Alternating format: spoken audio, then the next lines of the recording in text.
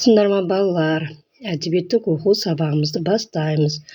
32-ші сабақ, сабақтың тақырыбы таңғажайып ертегілер. Бірінші тапсырмаға қараймыз.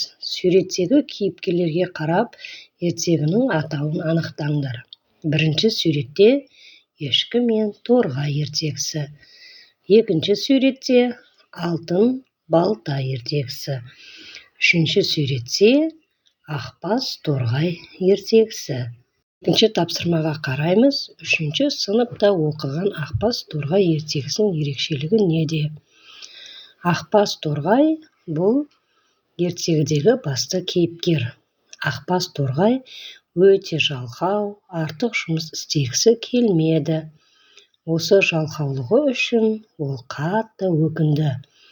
Ертегінің ерекшелігі ақбас торғайдың қулығына және барлық құстың бірігіп істі аяғына дейін жеткізуінде. 3-ші сұрақ. Таңғажайып кейіпкері бар ертегілерді ата. Таңғажайып кейіпкері бар ертегі алтын сақа ертегісі. Сақа. Өткен заманда бір бай болыпты. Бір күні бай жылқысын суарғалы көлге келсе, көлдің ішінде бір қып-қызыл өкпе жүзіп жүр екен. Байдың жылқылары өкпеден үркіп суға майды. Сол кезде бай өкпені құрықпен түртіп көреді. Өкпе суға батып кетіп, жалмауыз кемпір болып судан атып шығады да байдың жағасынан ала түседі. Бай жалмауыз кемпірге ат басындай алтын берейін, қоя бер дейді. Жалмауыз кемпір жалғыз балаңды бер, жіберейін дейді. Бай баласын бермек болады. Кемпір оны қоя береді. Кемпір балаңды қай жерде бересің дейді. Сонда бай ертең көшемін, баламның алтын сақасын жұртқа тастап кетемін. Сен сол сақаның жанында отырарсың дейді. Сонымен бай кетіп қалады. Ертеңіне ауылда жаңа қонысқа көшіп барады. Асық ойнамақ болған баласы сақасын жоқтап жылайды. Сонда әкесі кеше жұртта қалыпты, алып қайта ғой дейді. Әке қандай тайға мініп барайын деп сұрайды. Жылқышыдан сұрап мін дейді бай. Жылқышы балаға құрығыңды құлдыратып, жүгеніңді сылдыратып жылқыға бар. Қай тай бетіңе қараса соны мін дейді. Бала жылқыға келсе, шеттегі бір қотыртай оған қарайды. Бала тайды жүгендегенде тайдың қотыры жазылады. Үстіне тоқым салғанда құнан болады. Үстіне ер салғанда дөнен болады. Айлын тартқанда бесті ат болады. Бала қуанып үстіне қарғы мінгенде тұлпар болып көзді ашып жұмғанша жұртқа жетіп келеді. Келсе, сақаның жанында бір кемпір отыр. Бала кемпірге, шеше, анау жатқан сақамды алып беріңізші дейді. Шырағым, өзің ал. Кәріліктен отырсам тұра алмаймын, тұрсам отыра алмаймын дейді кемпір. Мен жастықтан түссем міне алмаймын, мінсем түсе алмаймын дейді бала. Баланың аты сақаның жанына жата қалады. Бала сақаны іліп алады. Ат тұра қашады, кемпір қуады. Бала қаша келеді. Қуып жете алмайтын болған соң, кемпір бір тісін жұлып алып, атты атып жібергенде аттың бір аяғын жұлып түсіреді. Ат 3 аяғымен қашады. Кемпір тағы бір тісін жұлып лақтырғанда, аттың тағы бір аяғы жұлынып түседі. Ат 2 аяғымен шауып бара жатып бір бәйтерекке кез болады. Бала аттан секіріп түсіп, бәйтеректің басына шығып кетеді. Кемпір тағы бір тісін жұлып алып, бәйтеректің түбін кешке дейін қазады. Осы кезде бір қызыл түлкі келеді де, кемпірге, шеше, мен қаза тұрайын, ұйықтап демал дейді. Кемпір жатады. Түлкі тісті суға лақтырады да, қалған шұңқырды бітеп өзі кетіп қалады. Кемпір оянса, тісі де жоқ, түлкі де жоқ.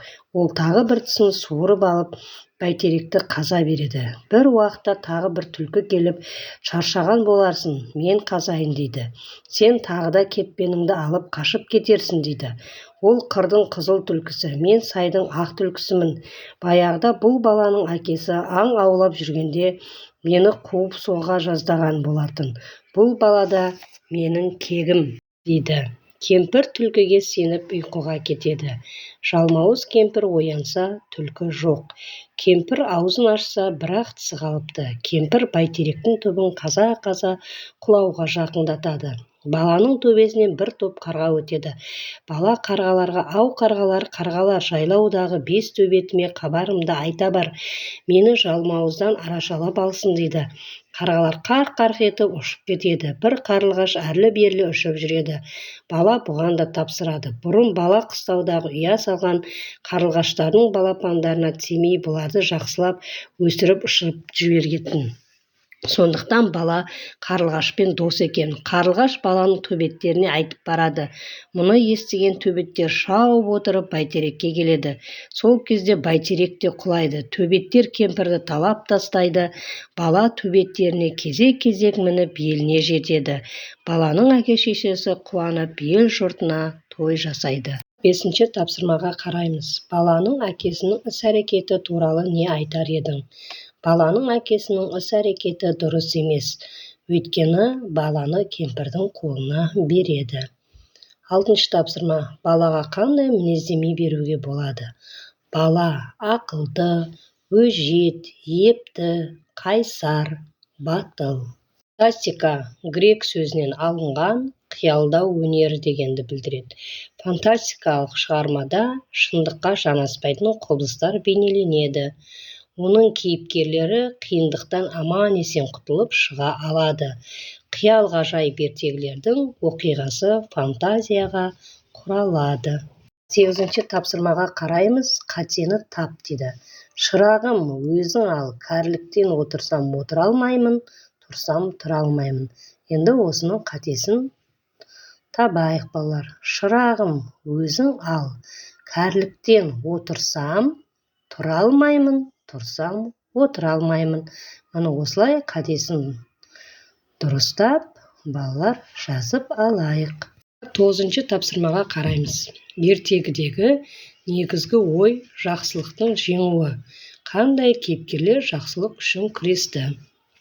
Жақсылық үшін қызыл түлкі, ақ түлкі, қарлығаш, төбеттер күресті.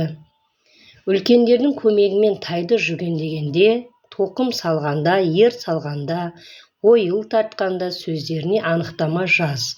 Және де жылқы малының атауларын жасына қарай теріп жаз.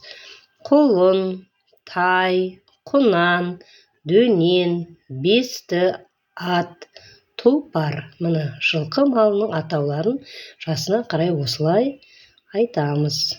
Балалар, енді тайды жүгендегенде, тоқым салғанда, ер салғанда, айылын тартқанда сөздеріне анықтама айтып өтсек.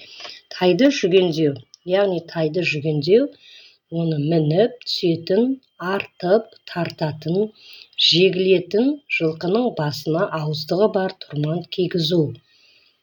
Тоқым салу. Тоқым салу, аттың арқасына киізден сырып жасалатын төсенішті салу.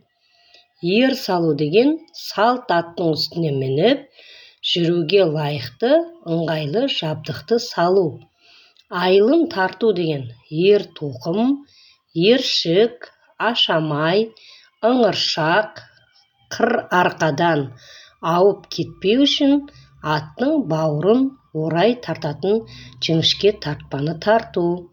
Балалар, осымен сабағымыз аяқталды. Назарларыңызға көп-көп рахмет.